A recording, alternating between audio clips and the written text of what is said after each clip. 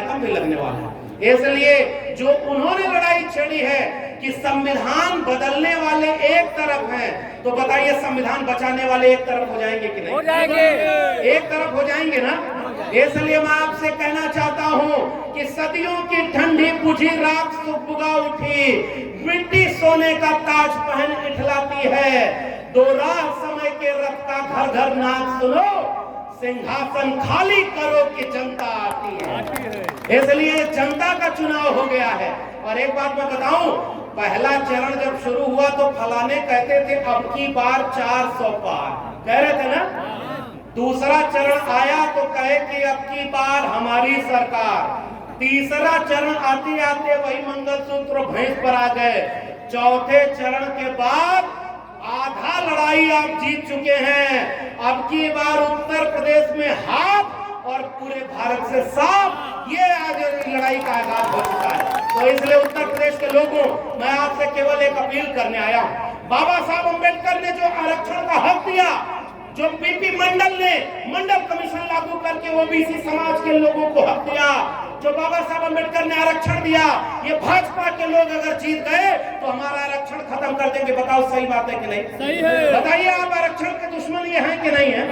बताइए बाबा साहब के सपनों के भारत के विरोधी हैं कि नहीं?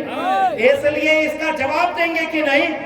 इसलिए आपसे मैं कहने आया हूँ कि गाँव में जब आग लग जाए, गेहूं का खेत पका हो, तो आग जब फैलने लगती है गांव के लोगों, बताओ तो क्या मेड़ पहचानती है क्या?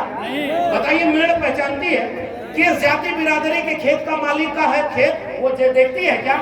आग की लपट जिसके लपेटे में आती है सबको जला देती है। ऐसे में इस देश में संविधान विरोधियों की आग लगी है, महंगाई बढ़ गई, बेरोजगारी बढ़ गई और तमाम चीजें बढ़ गई। बताइए इस आग को बुझाने के लिए जैसे गांव का आदमी खेत की तरफ दौड़ पड़ता है, इसका इंतजार नहीं करता है कि मेरे खेत तक आग आई है कि नहीं। इसलिए बताओ आप सब लोग, ये भाजपा इसकी सरकार को 2024 में बदलने के लिए वोट डालेंगे कि नहीं डालेंगे?